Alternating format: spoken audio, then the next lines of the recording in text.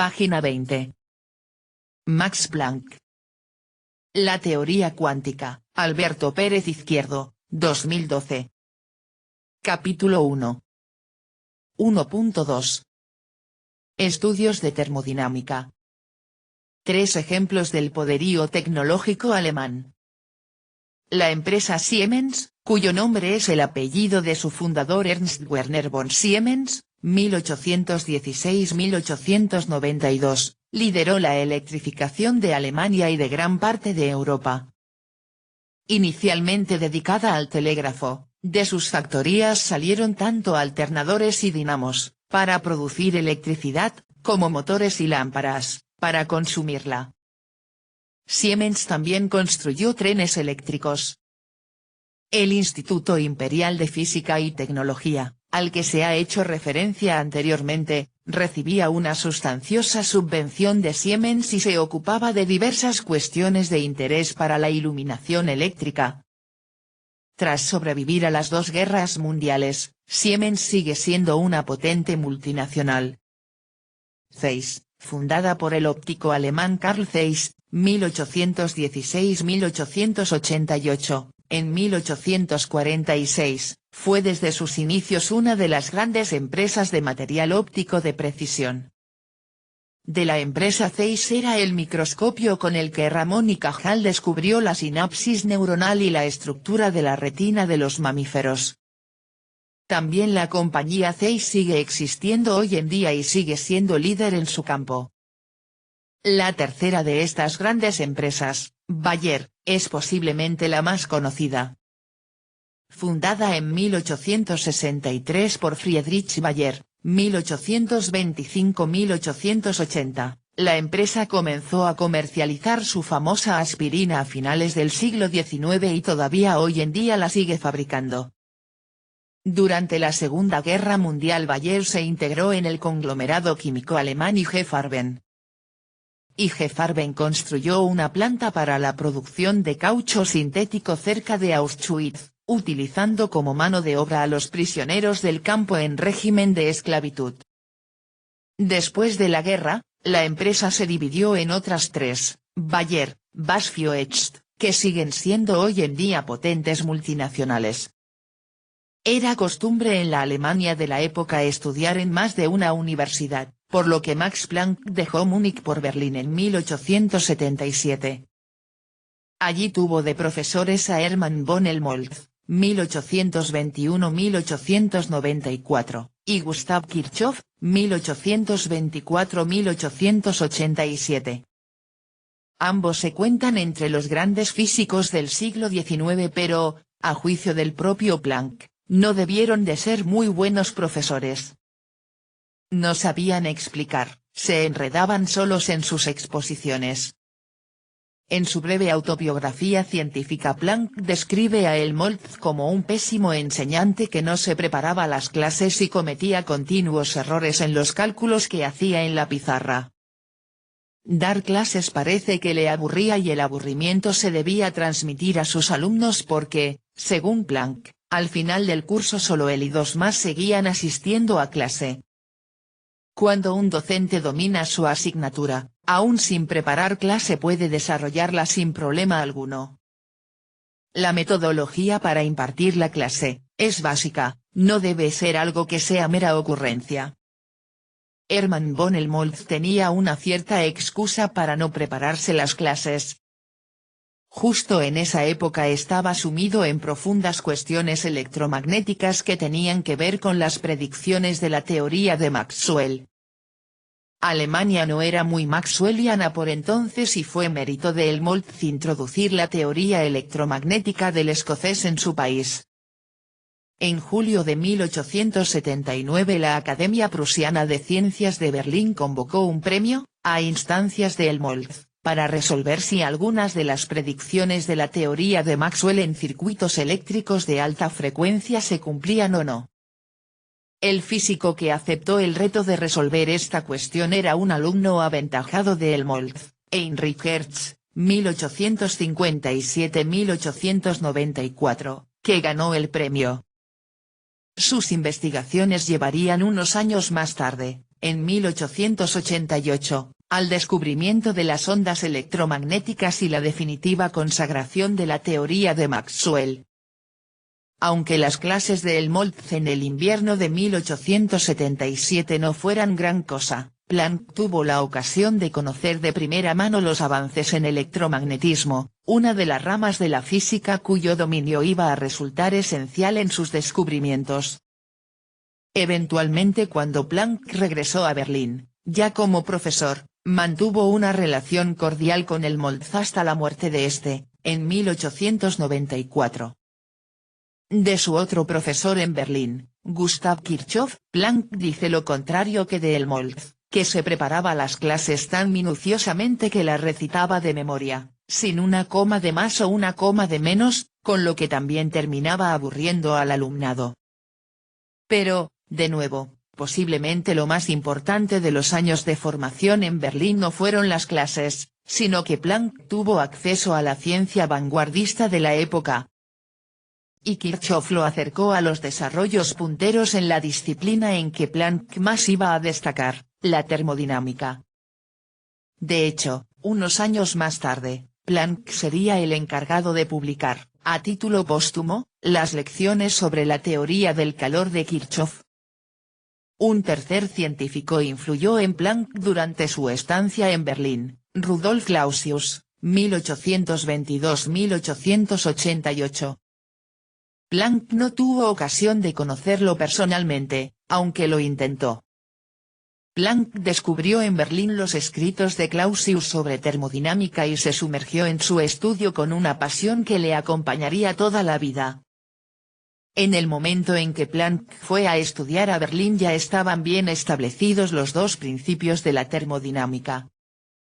El primer principio es el de la conservación de la energía, una de cuyas formulaciones es la conocida: la energía ni se crea ni se destruye, sino que simplemente se transforma.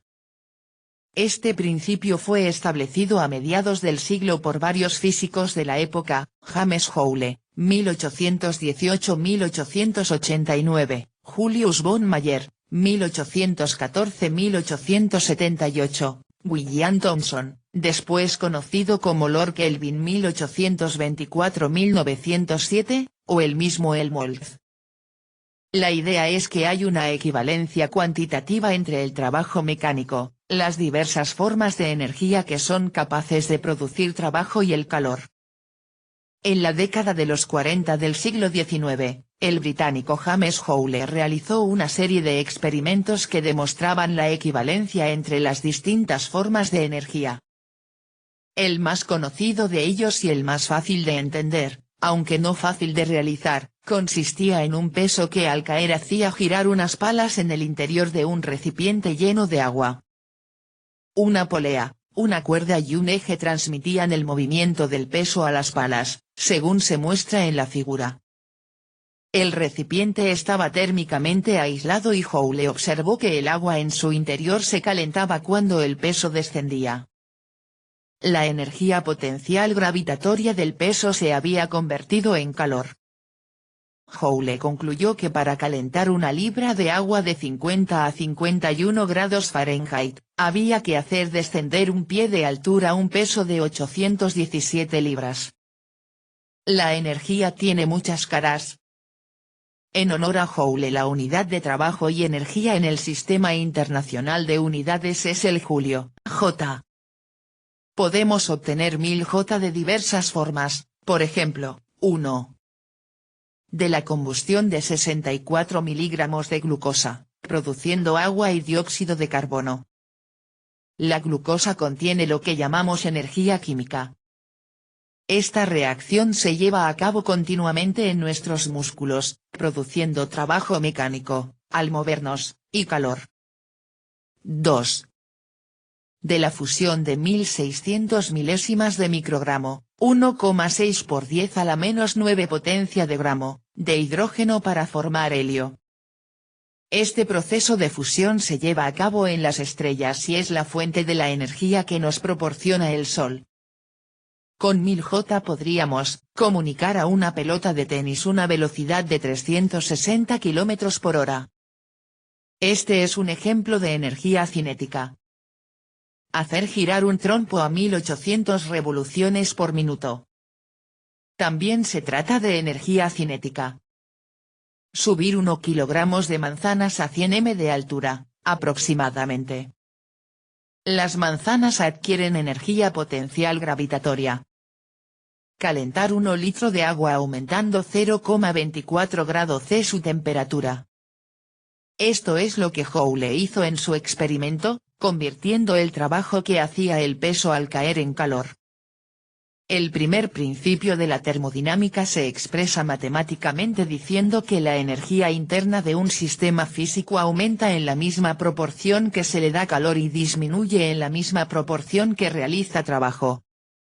Llamando delta O al cambio de energía, W al trabajo realizado por el sistema y Q al calor que se le proporciona, tenemos delta O es igual a Q menos W. Una de las consecuencias más famosas del primer principio es que no existe una máquina que pueda realizar trabajo cíclicamente sin aporte externo de energía. Si la máquina realiza un ciclo completo, su estado final será el mismo que el inicial, y por tanto delta O es igual a 0. Si queremos que la máquina realice un trabajo W durante un ciclo, hay que aportar un calor Q para que la diferencia Q menos W sea igual a 0. Al tipo de máquina que permanece funcionando sin aporte energético, y cuya existencia niega el primer principio, se lo conoce como móvil perpetuo de primera especie. En algunos textos se enuncia el primer principio diciendo que es imposible construir una máquina de este tipo. Es imposible construir un motor que, trabajando según un ciclo completo, no produzca otro efecto que elevar un peso y enfriar un foco calorífico. Planck, definición del segundo principio de la termodinámica en su Tratado de Termodinámica, 1897. Junto al primer principio pronto surgió el segundo. Este fue enunciado por varios de los estudiosos de la época en diversas formas, todas ellas equivalentes. El enunciado de Clausius es el más intuitivo, y nos parece conforme a la experiencia cotidiana. No es posible un proceso cuyo único resultado sea el enfriamiento de un cuerpo frío a costa del calentamiento de otro cuerpo más caliente. Es decir, el calor pasa de los cuerpos calientes a los cuerpos fríos, y no al revés. El frío no entra a una habitación cuando se abren las ventanas. Es el calor el que sale de la habitación. Por eso, es cómico decir que el calor es la ausencia del frío o viceversa. A veces se define a un móvil perpetuo de segunda especie como aquel que es capaz de convertir íntegramente en trabajo todo el calor que recibe. El enunciado de Planck dice que es imposible construir dicho motor.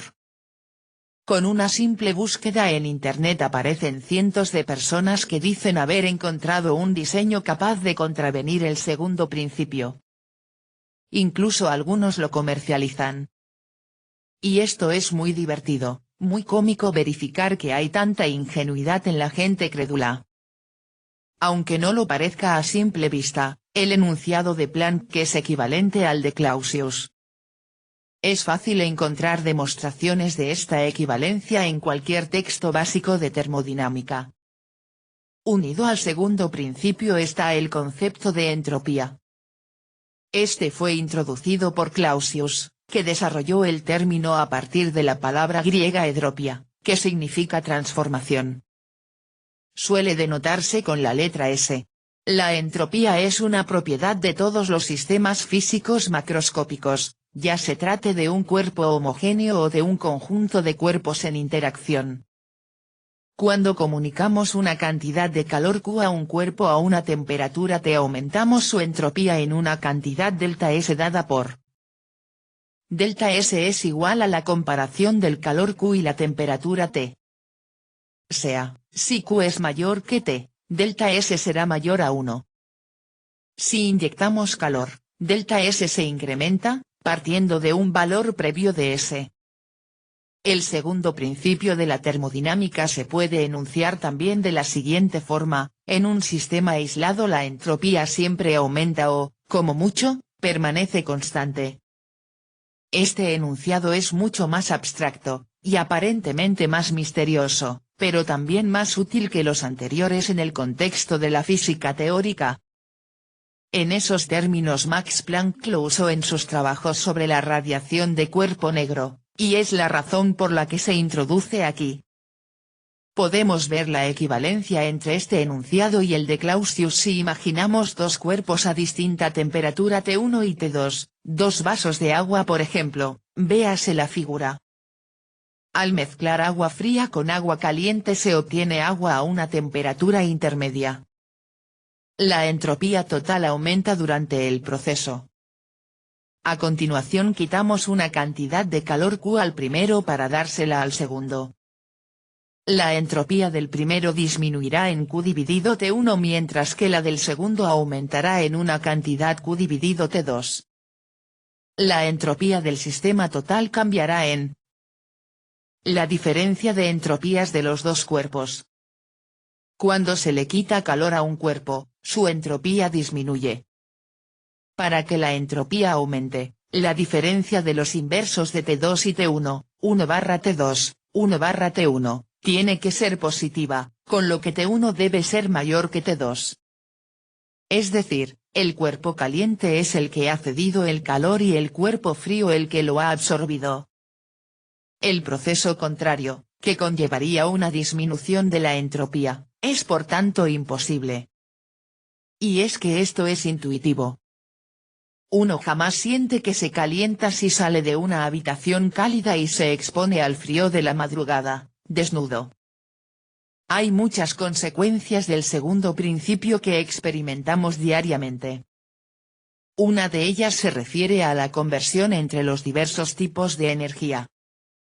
¿Qué ocurre si lanzamos una piedra contra el suelo? La piedra rebota una o dos veces y termina parándose.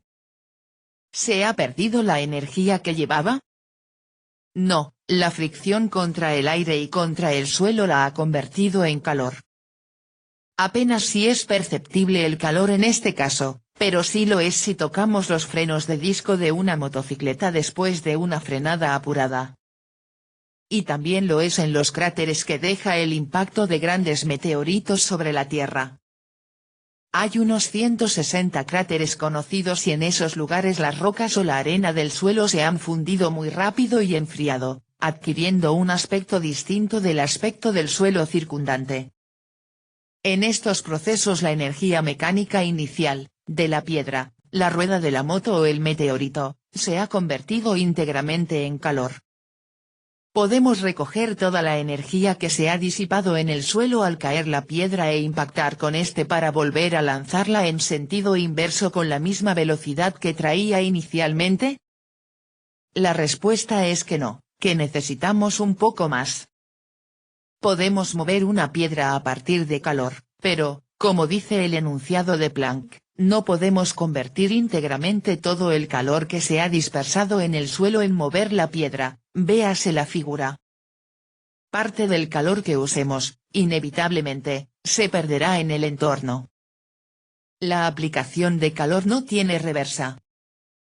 Según el enunciado de Planck del segundo principio de la termodinámica, no se puede construir ningún motor que sea capaz de convertir íntegramente en trabajo todo el calor que recibe. En el caso de la ilustración, podemos mover la piedra hacia arriba a partir de calor, pero no podemos convertir íntegramente todo el calor que se ha dispersado en mover la piedra. Esto es lo que ocurre diariamente en los motores de nuestros vehículos. La energía química de la mezcla explosiva gasolina-aire se transforma en calor. Los gases comprimidos y calientes que han resultado de la explosión empujan el pistón que, a su vez, mueve el cigüeñal y que termina a través de toda la cadena de engranajes comunicando tracción a las ruedas.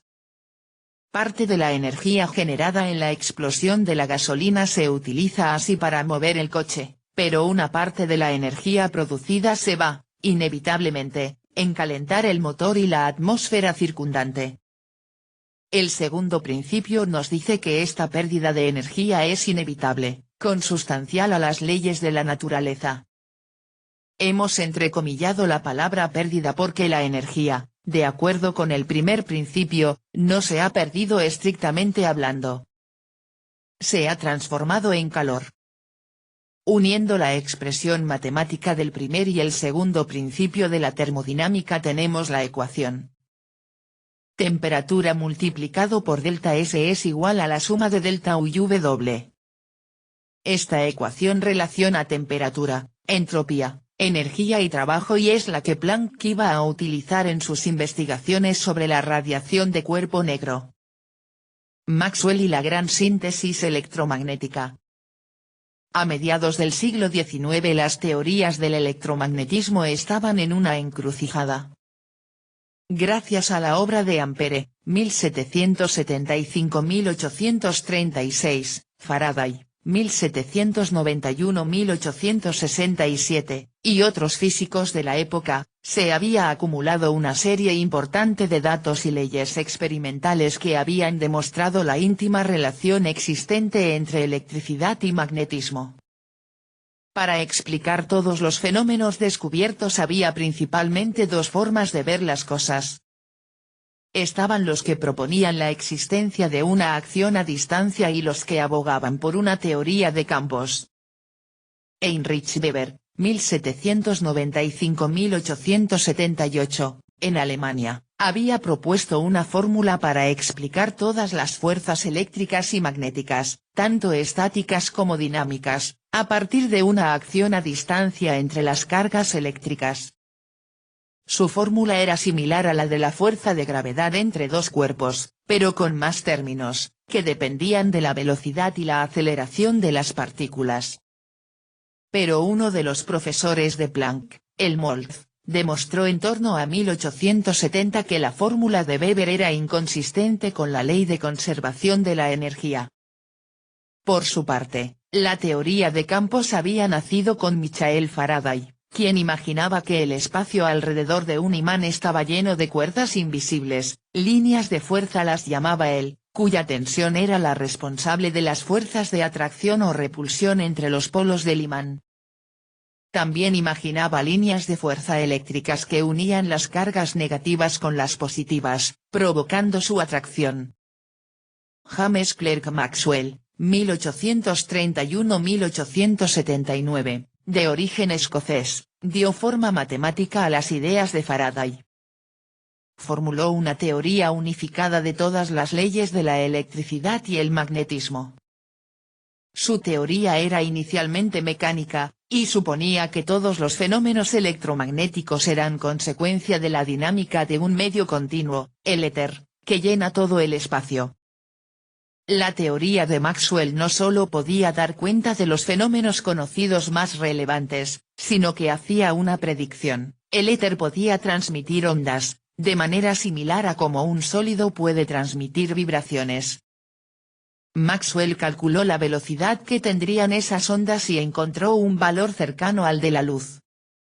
En sus propias palabras, no podemos dejar de concluir que la luz consiste en las ondulaciones transversales del mismo medio que es la causa de los fenómenos eléctricos y magnéticos. Página 29.